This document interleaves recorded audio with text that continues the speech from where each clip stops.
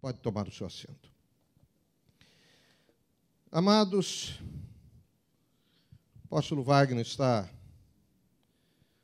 curtindo um descansozinho merecido,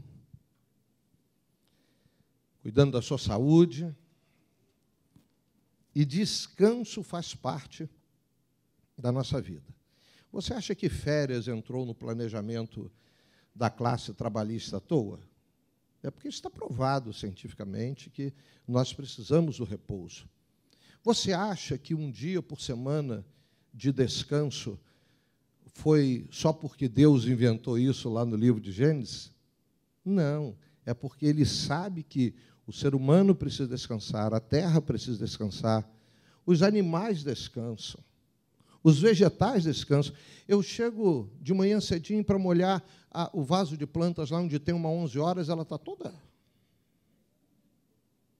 Mas quando vai dando 10h30, 11 horas, ela desabrocha, ela fica linda.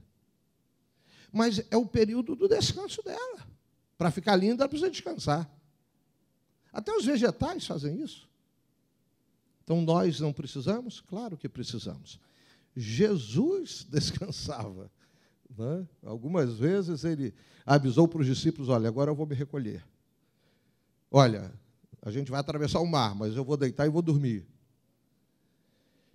Porque carecemos disso, né? E o apóstolo Wagner não está aqui, está com parte da sua família, né? Sua esposa, sua mãe, sua tia, descansando um pouco lá em São Fidélis.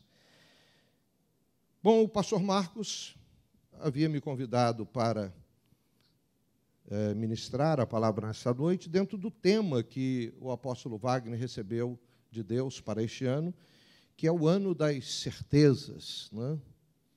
E o tema para janeiro é de que Deus, nesse tempo, nesse ano, nessa palavra profética de certeza, de que Deus está no controle de todas as coisas. A gente, às vezes, tem o hábito de falarmos e repetirmos determinadas expressões sem pensarmos o significado delas. É natural do ser humano. Nós também agimos de forma automática, às vezes mecânica, né? Há momentos que nós somos exatamente como os animais, né, irracionais. Vamos no instinto, né? E, às vezes, as palavras elas são ditas, são liberadas, mas nós as recebemos de forma automática, quase que instintiva. Como o cão que a gente fala, senta, ele não sabe o que é o verbo sentar. Mas, pelo soar daquele conjunto de palavras que ele já está condicionado a ouvir, ele senta. Eu quero dizer para você que, quando a gente fala Deus está no controle de tudo, isso tem um significado muito profundo, que vai além do nosso instinto de juntar essas palavras e você ouvir o que eu estou falando. Deus está no controle de tudo. E, às vezes, nós, de forma mecânica, nós falamos isso para as pessoas. Às vezes, quando queremos até agradar ou afagar, né, a pessoa, dizemos, não se preocupe, Deus está no controle de tudo, Deus está no controle de tudo. Então, esse é um jargão que tem permeado, né, o meio, principalmente o meio cristão, porque o ateu não diz que Deus está no controle de tudo, mas o cristão costuma usar essa expressão. Você já parou para pensar no poder da palavra? Olha só, você chegou aqui, teve um período de louvor, onde nós adoramos de forma cantada ao Senhor, o momento onde nós adoramos ao Senhor com as nossas primícias, ofertas, dízimos, o momento em que nós intercedemos, em que nós falamos com o Senhor, e aí o adoramos através das nossas necessidades e pedidos que colocamos para Ele. E há um momento em que nós o adoramos pela palavra. Percebam que tudo é adoração. Mas Deus escolheu um momento para que nós ficássemos atentos à sua palavra. Isso vem desde o princípio. Quando Deus cria o homem e a mulher e os coloca no paraíso, no jardim, toda viração do dia, no pôr do sol, Deus aparecia para conversar com eles. Veio o pecado. Essa relação ficou meio desconfigurada. Mas Deus vai escolher um homem para, através desse homem, tentar fazer com que a humanidade se reaproxime novamente da palavra dele. E aí Deus escolhe Abraão. E interessante que, se você procurar na Bíblia essa relação de Deus falando com Abraão, várias vezes a Bíblia cita Deus falando com Abraão e na viração também do dia. Deus mantém o padrão lá que teve com Adão e Eva. E vai tratar com Abraão, algumas vezes diz que Deus falou com Abraão, mas não aparece horário, não diz, né, não temos detalhes, mas algumas vezes a Bíblia cita e vai dizer na viração do dia. Deus está recriando uma nova possibilidade do ser humano se aproximar da sua palavra, para ouvir a sua palavra. E aí ele faz isso quando salta do pecado cometido lá no Éden para Abraão. Depois com Moisés, que é o grande momento em que ele vai organizar o povo através das tribos. Ele continua esse processo de fala, e agora ele manda Moisés construir um tabernáculo, faça aí um local, um altar, e eu vou estar presente, e haverá um momento que você vai tocar o chofar, para que o povo se ajunte, isso no deserto ainda, à frente do tabernáculo, para que eu fale. Como? Moisés, pegue seu irmão Arão, os filhos de Arão, e você vai consagrar Arão, aquele que vai falar em meu nome, como sacerdote. E aí toda a descendência de Arão daqui para frente será de sacerdotes. E aí ele buscou uma linhagem lá, que é a linhagem de Levi. E aí então Deus estabelece um momento onde ele começa a construir de forma automática, porque o ser humano precisa disso, a necessidade de ouvir sua palavra. Tocou o chofar, o povo se ajunta, Deus se manifesta, o sacerdote fala. E foi assim por 40 anos. Atravessam o Rio Jordão, chegam à terra prometida, agora aquele tabernáculo, ele é levado e ele é colocado em lugares, né? Ora ele está em lugar, ora ele vai para outro lugar, ele ainda continua acontecendo, e Deus continua usando ainda a descendência de Arão. Até que chega o momento onde o povo se corrompe com os deuses dos cananeus. Os cananeus que habitavam a terra de Canaã, Canaã, que seria futuramente Israel. E aí, o povo perde essa noção da palavra, de que deveria estar presente para ouvir a palavra. Como um acidente na história, Deus pega um gancho no próprio paganismo e fala para Davi, seu filho Salomão vai construir um templo, porque templo era algo próprio e típico do paganismo. Vai construir um templo aqui em Jerusalém. E Salomão constrói. E cria-se novamente o rito. Olha, aos sábados, vocês vão se ajuntar em Jerusalém. Será dia de festa. O povo cantará, o povo louvará, o povo dançará, mas eu falarei pelo sacerdote. Aí começa, nessa fase, a criar uma outra figura, a figura do profeta. Porque o templo foi destruído pelos babilônicos, e aí, então, surge, nesta era ainda pré-babilônica, antes da destruição do templo, a figura dos profetas. E Deus começa a usar os profetas para falar de uma forma diferente da dos sacerdotes. Os sacerdotes tinham a incumbência de manter o povo firme na Torá. Os profetas vinham revelando o que Deus queria dizer para o povo naquele momento, ou o que Deus previa para o povo mais à frente. E tudo culminava numa só coisa: a palavra dele. Veio Jesus, não precisava mais de templo em Jerusalém. Os discípulos chegaram a perguntar: mestre, o que será deste templo? Jesus diz: não ficará pedra sobre pedra.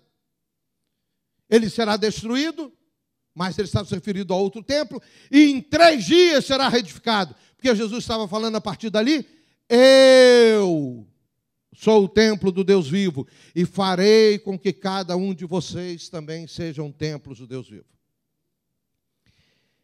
Jesus morre, ressuscita, vai para o Pai, ficam os apóstolos. E agora eles começam a ensinar. E nessa necessidade do ensino, eles têm a revelação da Torá, os 5 primeiros livros da Bíblia, ele tem a revelação dos profetas, eles têm um inário que era o livro de Salmos, a gente perdeu a música, e eles têm a história de vida de Jesus, os evangelhos. E aí eles começam a ensinar. Mas havia momentos em que eles ensinavam tete a tete, sozinhos. Mas a necessidade de ensinar tornou-se maior.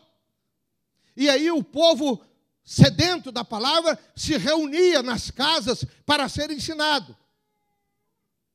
E nessa necessidade de se reunir nas casas para ser ensinado, surge esse conceito de ajuntamento, que a língua grega vai chamar de eclésia, que a gente traduz hoje no português para igreja. E a necessidade desse ajuntamento do povo que quer ser ensinado é de ouvir a palavra, de receber a palavra. E aí Paulo, na carta aos Efésios, capítulo 4, verso 11, para não deixar dúvida, ele fala: dentre tudo que Deus já revelou, a igreja precisa entender que aqueles que serão usados para este momento chamar-se-ão apóstolos, pastores, mestres, evangelistas e profetas. 2000 anos já se passaram, e é exatamente isso que tem acontecido. Deus tem ou não tem o controle de tudo? Eu só contei um pouquinho da história de Israel e da igreja, dando grandes saltos, para você entender que nada foge e nem nunca fugiu ao controle de Deus. Até aquilo que eu falei no início sobre a escola de Frankfurt. Nada foge ao controle de Deus. Jó 42, verso 2. Verso 1 e 2. Então respondeu Jó ao Senhor, dizendo: bem sei eu que tudo podes e que nenhum dos teus propósitos pode ser impedido. Ele tem ou não tem o controle de tudo? Como que a gente entende isso? Vamos trazer para o lado humano. Nós. A grande dificuldade de nós aceitarmos ou entendermos que Deus tem o controle de tudo é quando nós passamos por um momento de adversidade, um momento ruim, um momento de fragilidade, onde a gente não consegue imaginar Deus naquilo. Eu tive um diagnóstico de câncer. Deus não está nisso. Onde está Deus? Então, nós, seres humanos, nós fazemos a leitura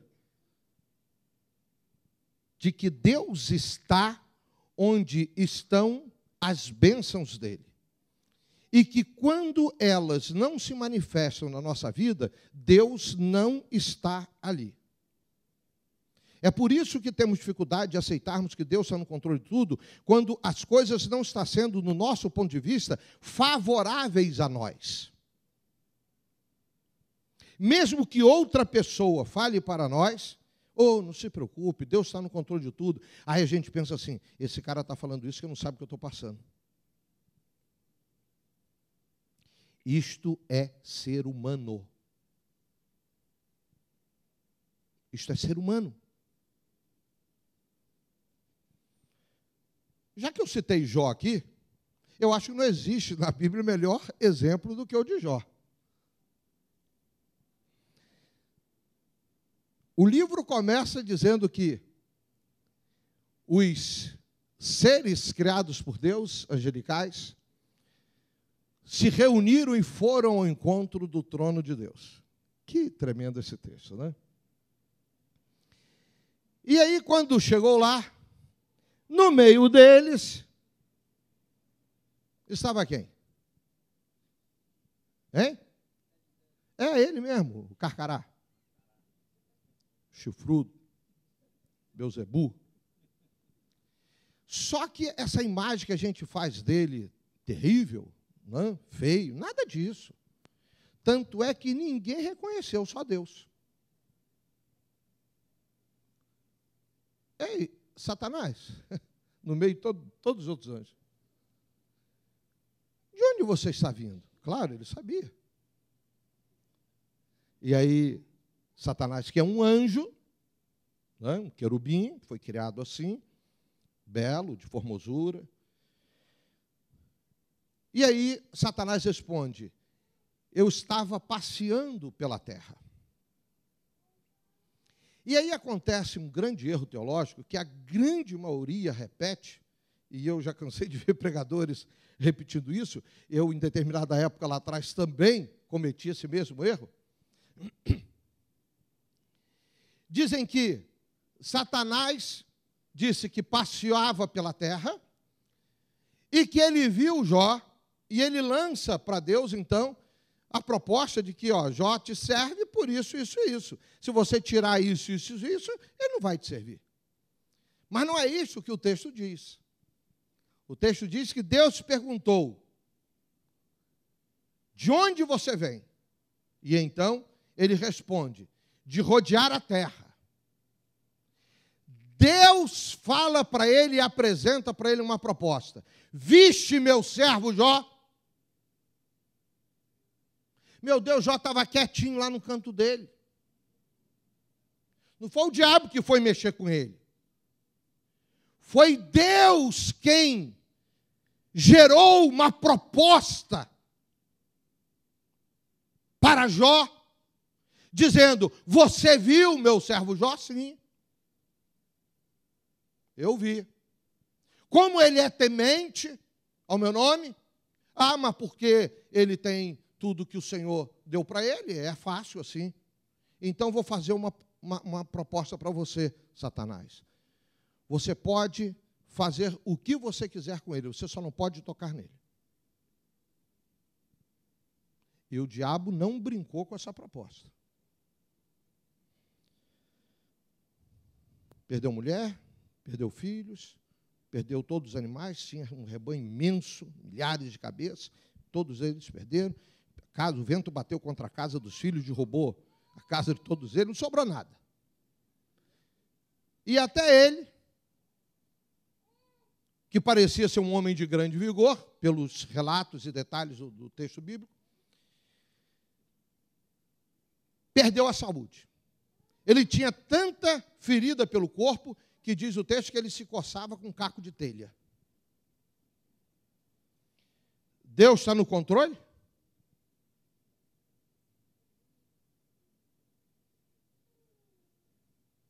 A nossa avaliação é não.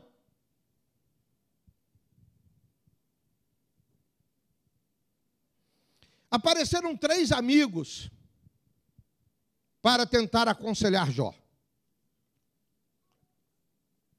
Um deles chegou a dizer, Jó, Amaldiçoa o dia que você nasceu, rapaz. Você está amaldiçoado. Você vê ao mundo num dia errado, você nasceu de forma errada, tudo é maldição, sua vida toda é maldição. Amaldiçoa o dia que você nasceu, pede perdão a Deus para ver se tem jeito para você.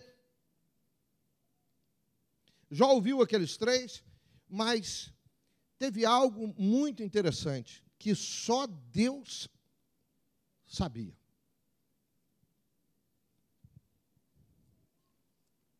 Não sei se eu vou achar agora o verso.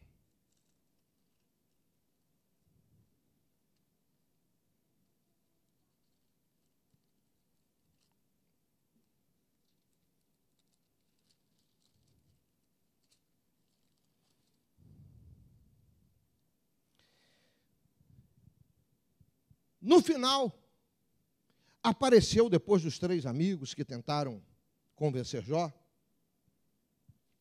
apareceu Eliú, um homem de Deus. E aí começa o relato no capítulo 32. Então aqueles três homens, os três tais dos três amigos, cessaram de conversar com Jó. Olha só o que vem. Porque Jó era justo aos seus próprios olhos. E aí, quando você lê o capítulo 32, você vai vendo como Deus vai revelando que Jó, apesar de ser temente, apesar de ser um homem piedoso, Jó, na realidade, se achava perfeito. Ele era o cara. E aí, quando chega aqui diante de Eliú, Eliú começa a mostrar para ele: você está errado. Você não é perfeito. Você erra.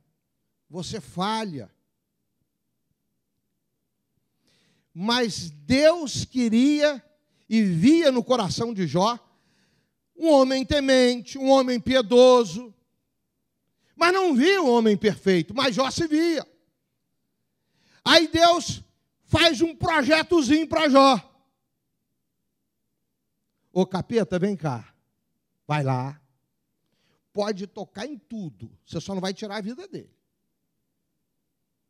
E aí no final, depois de uma guerra tremenda, aparece o texto que eu li no início. Disse Jó ao Senhor: bem sei eu que tudo podes e que nenhum dos teus propósitos pode ser impedido.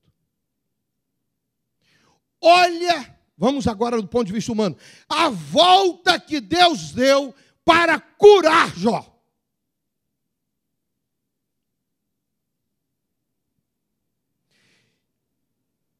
Mexeu com Satanás.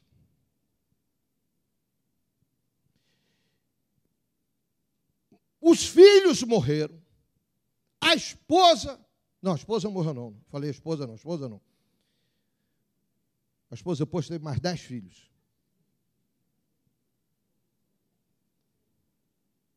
Os animais todos foram levados por outros povos. Os camelos doentes. Talvez pensando até que fosse lepra. Aliás, a gente nem sabe o que foi. Disse que ele se coçava tanto com caco de telha. E era uma doença muito comum na época. Olha a volta, do ponto de vista nosso, humano, a volta que Deus dá para chegar ao coração de Jó e fazer Jó entender, usando até Eliú, no final, um profeta, né? Dizer: você não é justo, você não é perfeito.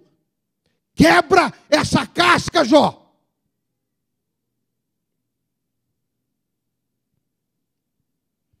Aí no final, quando...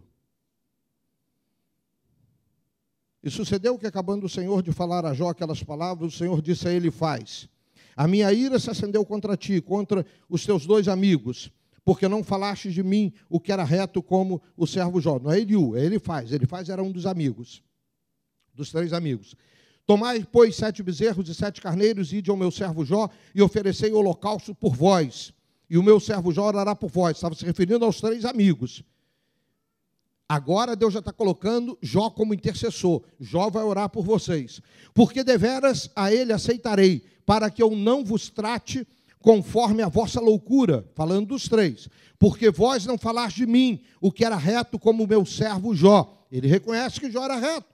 Então foram Elifaz, o temanita, e Bildade, o suíta, e Zofar, o naamatita, e fizeram como o Senhor lhes dissera. E o Senhor aceitou a face de Jó. E o Senhor virou toda a história do cativeiro de Jó. Quando Jó orava, intercedia pelos seus amigos. E o Senhor acrescentou em dobro a tudo quanto Jó antes possuía. Deus está no controle ou não está? Fez o caminho que Jó queria? Será que Jó imaginava que isso fosse acontecer a vida dele apenas para tratar do ego dele?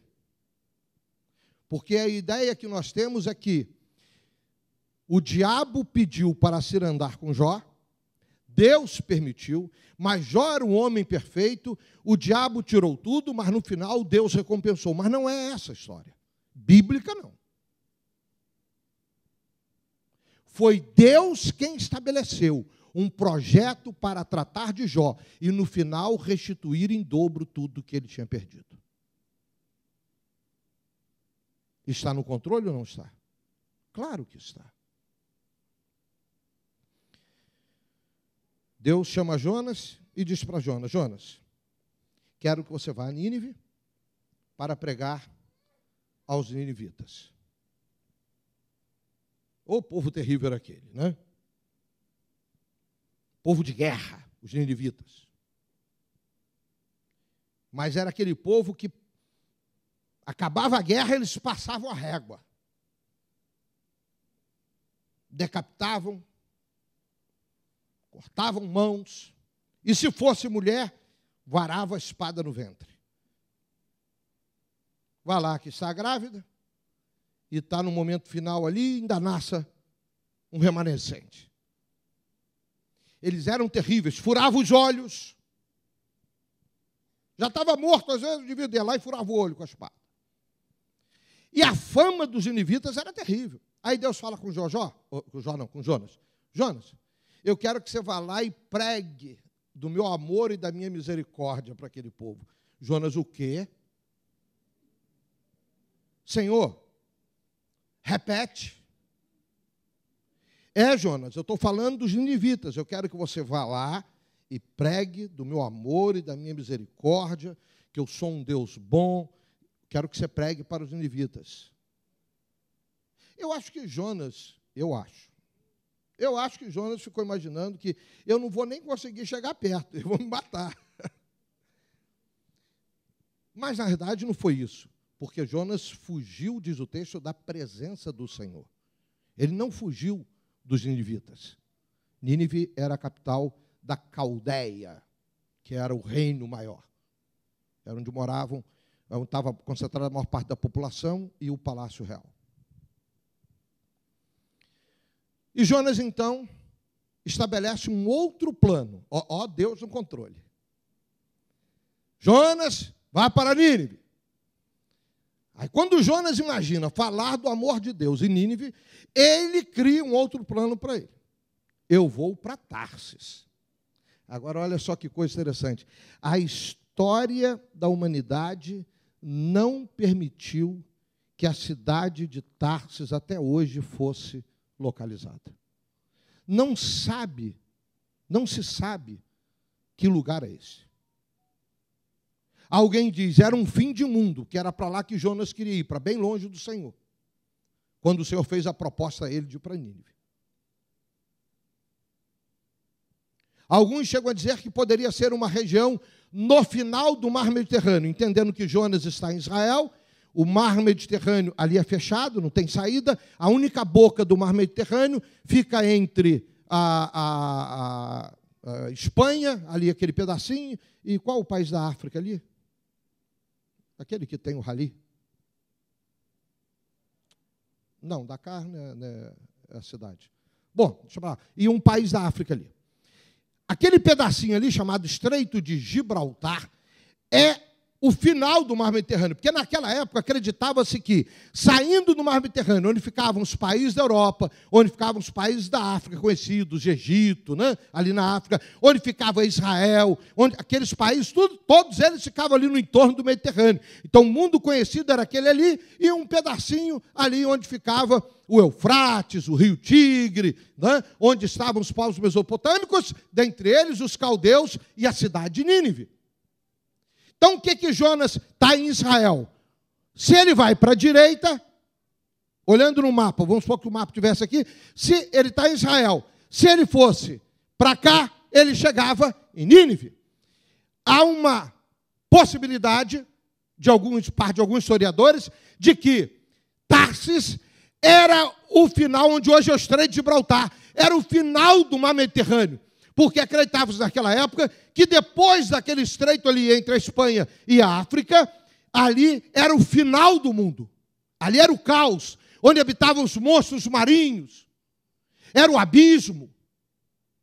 Então esta era a ideia de alguns historiadores, que Tarsis ficaria aqui. Mas cientificamente, geograficamente, historicamente, não tem uma prova da existência de Tarsis. Aí alguns perguntam, o que significa Tarsis? Aí a maioria concorda que Tarsis significa lugar de fuga. Mas não se sabe. Mas foi para lá que Jonas escolheu. Essa ideia do final do Mediterrâneo é muito interessante, que mostra o lado oposto para onde Deus o mandou. O projeto, o plano de Deus, que está no controle, é um. Oi. Ah, o mapa. Não, eu queria ter agora aqui um laser, mas laser não pega na tela. Ó, aumentando aqui, centraliza agora. Ó, ali, aquele pedacinho ali entre a Espanha, né? Portugal está no finalzinho ali, mas o pedaço que mais se aproxima é da Espanha. Tenta ver o nome daquele país ali, só para da África. Não, não é Senegal, não. Chega para cá. Não, mas não é não. Eu falei achando que era da cá. Vê ali. Não é Tanger também, não. Não, ali é a cidade. É o país. Deixa para lá, esquece. É África. Agora diminui. Diminui. Mais, diminui. Vai para lá, um pouquinho. Caminha para lá. Israel ali, ó. Levanta aí você que é grandão. Bota a mão ali em Israel. Ali, ó, a setinha ali. Isso, aí, ó. Israel. Agora, passa mais para lá. Isso, não, isso mesmo. Vai para lá. Vai para lá. Vai. Ó, vê se o que aparece lá. Iraque. O Iraque. Ali onde está o Iraque, bota o dedo, era onde ficava Nínive. Que não existe mais. Então Deus manda de Israel para lá, e aí a ideia de alguns historiadores e teólogos é que ele vai para o lado oposto, lá para o final do Mediterrâneo. A aula de geografia eu cobro depois.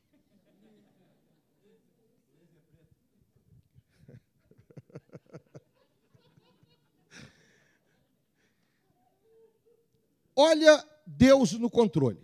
Jó decide, então, ir para Tarsis, lugar de fuga. Nesse projeto dele, ele está em Jerusalém. Jerusalém está a 757 metros de altitude, acima do nível do mar. Ele sai de Jerusalém e diz o texto que ele vai para Jope. Jope, Iafo, é no nível do mar. Hoje fica do lado de Tel Aviv, capital administrativa de Israel. Ele desce 750 metros e vai para Jope. Diz o texto que essa foi a primeira descida dele. Conte comigo. Diga 1. A segunda, ele pega um navio, então, do porto, ele desce para o navio. Diz 2. O navio sai, vai para alto mar. Alto mar ali no Mediterrâneo. E aí começa uma tempestade. Na tempestade, Jonas, muito despreocupado, desce para o porão do navio. Diz 3. Os marinheiros resolvem fazer uma reunião para saber o que está acontecendo e quem pode ser culpado disso estar acontecendo. Primeiro, eles jogam as cargas fora do navio, porque é uma das primeiras coisas que, quando a embarcação está em tempestade, a ponto de ir a cabo que dá? A cabo, é jogar, né? É deixar a embarcação mais leve. E aí eles começaram a jogar a carga toda. Era um navio comercial, jogaram a carga fora. Mas não parava a tempestade e eles estavam vendo que o navio ia afundar. E aí, vão reunir todo mundo, cada um clamando ao seu Deus. E aí descobrem que lá no porão está Jonas. Rapaz, o que você está fazendo aí? O navio está afundando, você está dormindo? De onde você é? Eu sou de Israel. A que Deus você serve? Ao Deus de Israel. Mas o que está acontecendo? Ele me mandou ir para Nínive e eu resolvi fugir da presença dele. Você é louco? Jonas, eu estou errando. Vocês querem acalmar o mar? Pode me lançar nele. E aí, Jonas sai do porão do navio e desce para o mar. Diga 4. Aí Jonas começa a relatar sua experiência.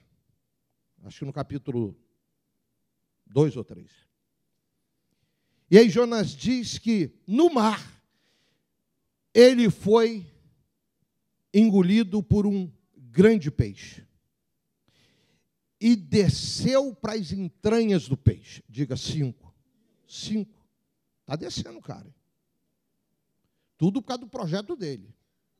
Mas quem está no controle? Deus.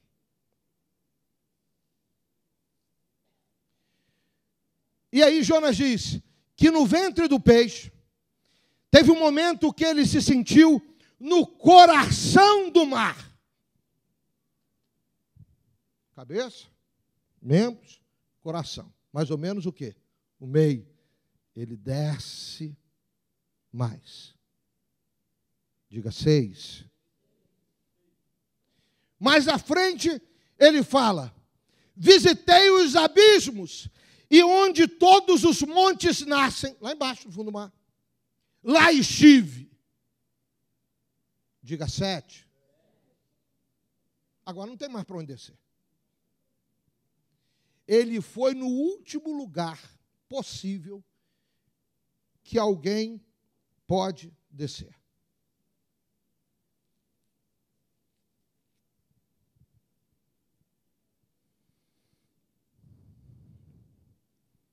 Diz que lá embaixo, olha o que está escrito, ele se lembra do projeto do Senhor. E aí ele ora. E pede a Deus, se arrepende. E pede a Deus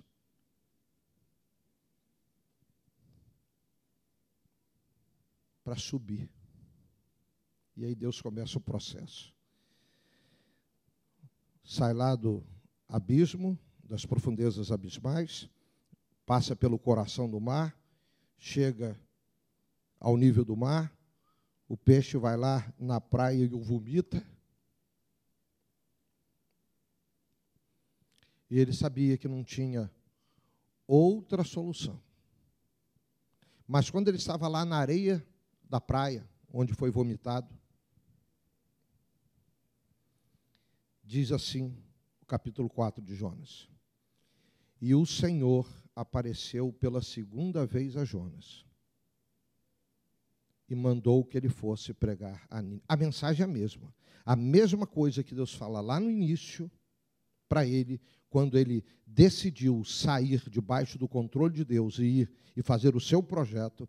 Deus agora aparece novamente e diz para ele a mesma coisa: vá a Nínive e pregue lá acerca da minha palavra, do meu amor. Ele foi, passou pregando pela cidade, era uma rua principal, os romanos chamam isso de cardo. Ali ficava o palácio, ali ficavam as casas, ali ficava o mercado, tudo ficava ali. E ele foi passando, era uma cidade grande, ficou alguns dias, acho que 3 dias, caminhando e pregando. Não voltava, não olhava para trás, só anunciava, ó, está chegando aí. Vocês esqueceram dele, mas está chegando o juízo de Deus. O juízo de Deus está chegando. Era a única mensagem que ele pregava. E aí, quando chegou lá no final, que ele olha para trás, está todo mundo vestido de saco de cinza, se arrependido. Até os animais, eles botaram o saco de cinza nos animais. O rei decretou que todos deveriam adorar ao Senhor. E todos deveriam se arrepender. Ei, Deus está no controle ou não está? Deus teve, olha só que coisa tremenda. Deus usou navio, marinheiro. Os marinheiros perderam a carga por causa de Jonas. Olha quantas coisas que você, de repente, vai olhar de forma negativa. Deus não está nem aí. Deus está no controle e os propósitos dele não serão impedidos. E mais a morte chegou.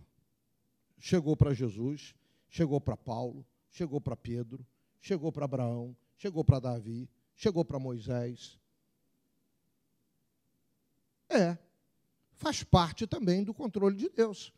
Até porque você não quer visitar e chegar àquele lugar onde não há dor, não há choro, não há sofrimento. Você não quer, você está agarrado, né? Igual o Jonas. Você fica fugindo para Tarsos. Né? Mas quando chegar a hora, vamos encerrar pensando nisso. Eu tenho a minha netinha Maria, adora um controle de televisão. Tem uns 4 lá em casa. Não é porque eu tenho 4 televisões, não. É porque vão tentando comprar um controle para isso, o outro vai lá e larga o controle lá, e aí fica aquela porção de controle. Hoje, Felipe levou uns 2. Mas tem lá. E você dá o controle na mão dela, ela olha assim, e se não for o controle da televisão onde ela fica vendo, como é que é lá? Peppa, ela joga longe. Mas o da televisão, onde ela vê Peppa, ela sabe qual é e ela fica ali no controle. Vamos pensar em Deus no controle, como se Deus estivesse exatamente com o controle na mão. Pensando nessa palavra. Controle na mão. E quando ele tem o controle na mão, e como ele tem, quando não, ele sempre tem, e como ele tem o controle na mão, ele determina o momento que começa, o momento que vai durar, o momento que termina. É ele que tem o controle. Enquanto ele tem um propósito para ser cumprido, você pode fugir para onde for, mas você não vai morrer, porque você vai ter que cumprir, porque Deus está no controle. E aí, se você não quer visitar a Nova Jerusalém rápido demais, comece a criar a proposta entre você e Deus. Faz proposta para Deus. Deus, eu quero pregar o evangelho em tal lugar. Deus, eu quero ir para tal lugar. Deus, eu quero ir para a rua hoje fazer, pregar o teu evangelho. Arranje alguma coisa para fazer com Deus. Que é uma das formas de você não ser chamado rápido. Que a hora que ele aperta o controle, pum, acabou. Desligou. Desligou aqui. Ele tem o controle de tudo. Os exemplos que eu dei de Jó e de Jonas são exemplos claros de que ele tinha propósitos na vida destes 2 homens. E mesmo Jonas desejando a morte, ele pediu 2 vezes a Deus a morte. Deus disse, não, eu estou com o controle, não chegou a hora. Tem propósito para você cumprir. Eu te dei um comando, eu te dei uma ordem.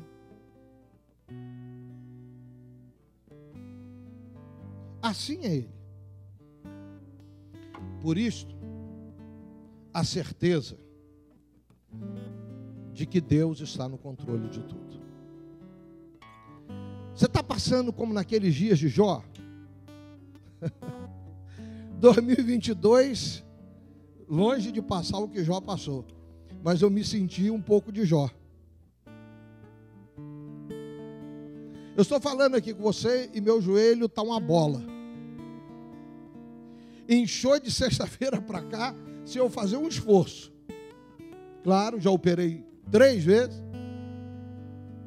Primeira cirurgia lá com 28 anos, e o médico lá falou assim, ó, quando estiver chegando aos 60, provavelmente você vai ter que fazer uma cirurgia para botar prótese. Eu falei assim, esse cara não sabe o que está falando, estou com 28 anos, 60. Bom, eu vou fazer 59 agora em março, né? Estou chegando. E aí, de repente, a artrose começou a atacar, porque você opera, tira, né, cartilagens, e aí fica osso com osso, e aí gera isso. Mas 2022 não foi fácil. Diagnóstico de câncer. O cão pastor que me morde. Morde não, tentou arrancar meu braço. 5 minutos de guerra com ele.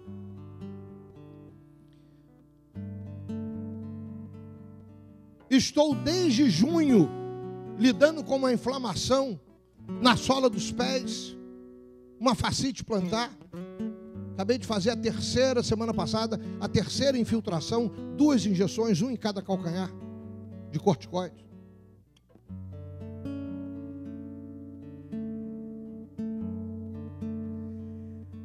Desmoronou tanta coisa. Alguns acompanharam esse processo de perto, bem de perto.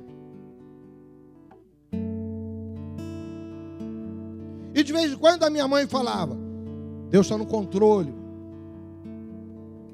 Falava assim, ela não sabe o que é uma fascite plantar. Ela não sabe o que é um cão agarrado 5 minutos do seu braço. Ela não sabe o que é um diagnóstico de câncer. Baiano sabe.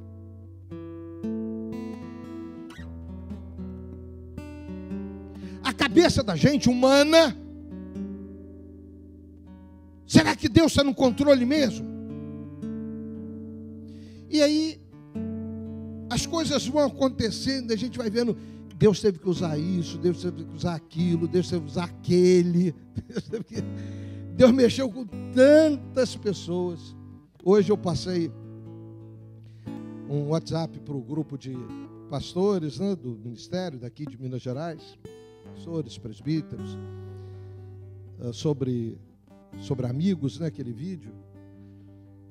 E aí, passei também em particular para alguns amigos, dentre eles o bispo Rômulo, médico, cirurgião, que foi quem indicou o médico, o cirurgião que me operou, que é amigo dele, colega dele, especialista nesse tipo de cirurgia. E aí eu mandei para ele à tarde, ele recebeu e me respondeu. E eu disse para ele, domingo que vem eu vou estar aí. Quero agradecer a você pessoalmente, a sua esposa, a sua igreja, por aquilo que você fez. Mas olha Deus no controle. Eu saí do consultório médico com o resultado da biópsia. Já estava com a fascite plantar. E aí falei com Verônica, vamos a uma clínica ortopédica aqui que eu preciso ver. Eu estava achando que era um problema só de calcanhar, dor no calcanhar. E aí, mas tinha acabado de ter a leitura da biópsia. Caminhando com ela, pensando na dor que estava sentindo no calcanhar, mas na realidade a minha preocupação era muito maior. E eu caminhava com ela sentiu que eu estava tenso, ali em Icaraí, ali na Roberto Silveira. E aí, de repente, na esquina da clínica ortopédica, ali do São Lucas, eu encontro com o bispo Rômulo fazendo caminhada. Ele, ué, o que você está fazendo aqui? Eu disse, rapaz, estou vindo de Vou entrar numa guerra agora. Ele, o quê? E aí eu contei para ele. Ele disse, nós vamos resolver isso agora. Já pegou o telefone, já ligou, já começou a fazer contato. Disse, vai para casa, o cirurgião vai fazer contato com você. Nós vamos resolver isso rápido, pode ficar tranquilo. Meu Deus. Deus no controle.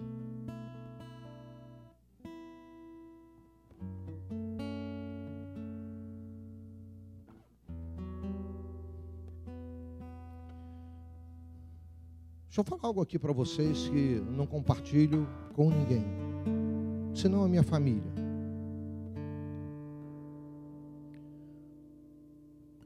O médico cobra para fazer essa cirurgia robótica que o plano não cobre R$120 mil.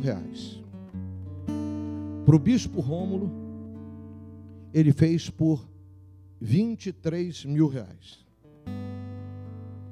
Aí o bispo ligou para mim e falou assim, Walter, agora é você que vai chorar, liga para ele e chora. Mas como chorar? Ele é um médico. Não, rapaz, pode chorar. E aí, falei com o médico, e ele disse, vou tirar a minha parte, vai ficar só do médico assistente, os 2 anestesistas, da instrumentadora, 17 mil. Mas tinha o aluguel do robô, porque a cirurgia robótica, o robô pertence ao hospital. Mais 40 mil. Meu Deus. Eu não vou conseguir fazer essa cirurgia então. Aí, Rômulo entrou em ação novamente, o cirurgião ligou para mim e falou assim, Walter, olha só, tem um hospital aqui no Rio, que eles costumam ser benevolentes comigo. Quando eu faço cirurgia, eu indico o paciente depois para fazer a continuidade do tratamento lá. E aí, o serviço de oncologia do hospital é que vai ganhar depois com o paciente que vai ficar lá com eles. Eu vou tentar. Eu falei assim, doutor, só tem como fazer a cirurgia se só tentar. Mas não tinha um tostão para fazer, para pagar 17 mil. E aí veio, ele liga para mim e disse, olha, consegui o hospital, 0800. O robô, 0800. Liga para minha secretária, dê todos os dados para ela, marque tudo. Eu até perguntei a ele, a última vez que eu tive com ele agora, há um mês e pouco atrás, doutor Felipe Boechat. Eu disse, doutor, quando é que eu vou lá para a oncologia do hospital que eu operei?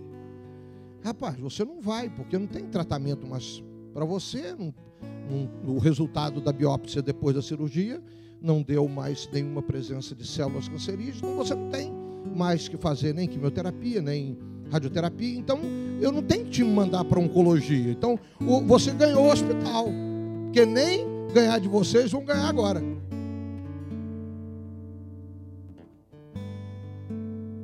Irmãos, os 17 mil, as 2 igrejas de Minas Gerais levantaram 6 mil reais. Eu estou falando uma igreja de 7 Lagoas com umas 20 pessoas. Eu estou falando de Caetanópolis com umas 35 pessoas. As 2 igrejas. Olha como que Deus nos surpreende.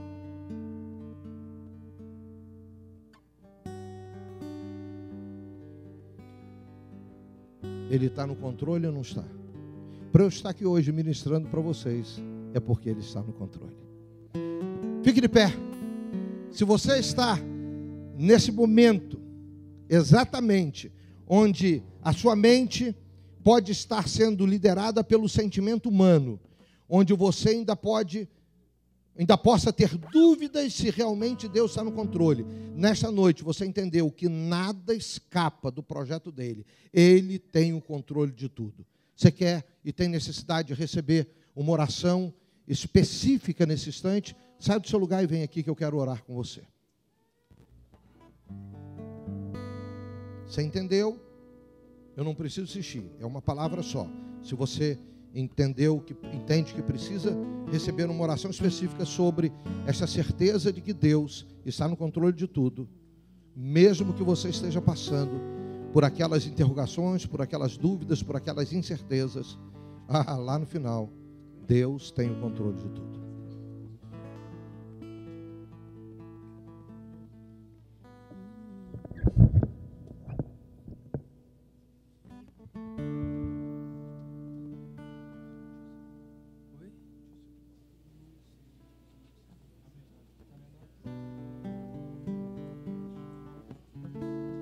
Recebi a notícia aqui que a pastora Maura já está se sentindo melhor.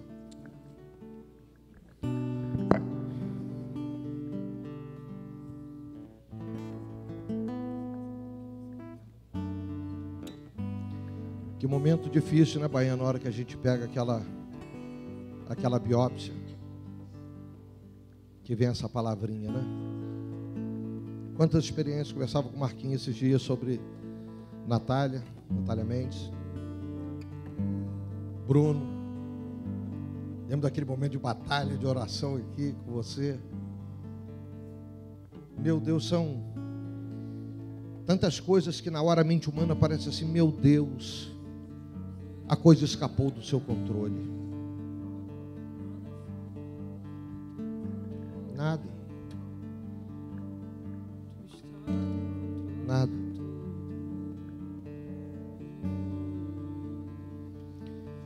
Pai, aqui estão teus filhos e filhas. Cada um de nós temos uma história contigo.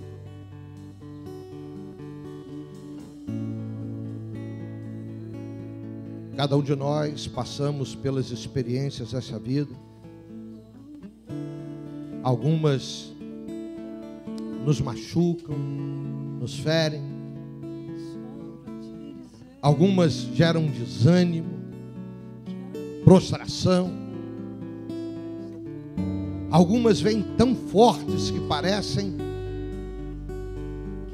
até que a solução é abandonar, é parar, é jogar a toalha.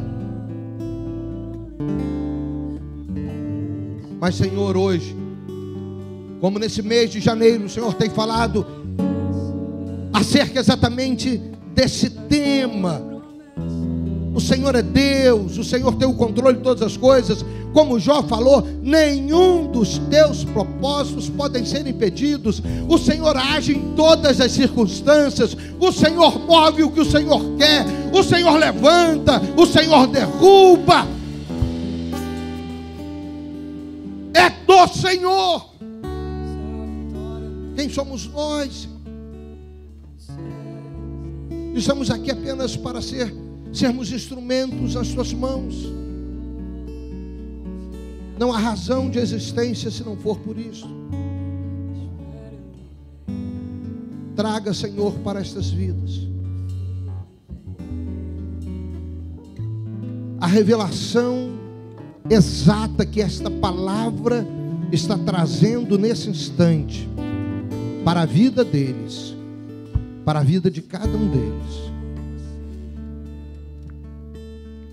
Como na história de Jó, só o Senhor sabia daquilo que estava no coração de Jó e que precisava ser tratado. Depois Jó entendeu. Pai, às vezes esse intervalo, até nós entendermos o que precisamos fazer, esse intervalo muitas vezes traz para nós agonia. Então, Senhor, visita com o teu Espírito agora os teus filhos e filhas. Retira todo tipo de sentimento que não seja aquele que traga a certeza de que o Senhor tem o controle de tudo.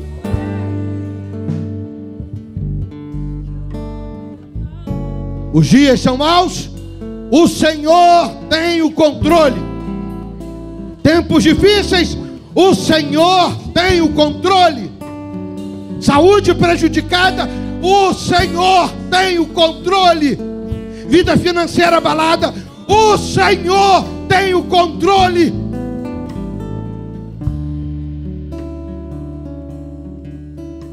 E assim, Senhor,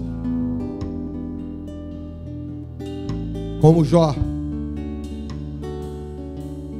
teve o seu último estado muito melhor e maior do que o primeiro, o Senhor faz com todos aqueles que entendem e se submetem ao controle do Senhor.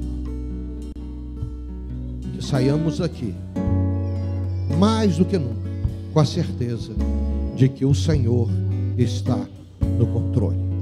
Diga comigo: o Senhor está no controle da minha vida e de tudo que está relacionado à minha vida. Aplauda o Senhor.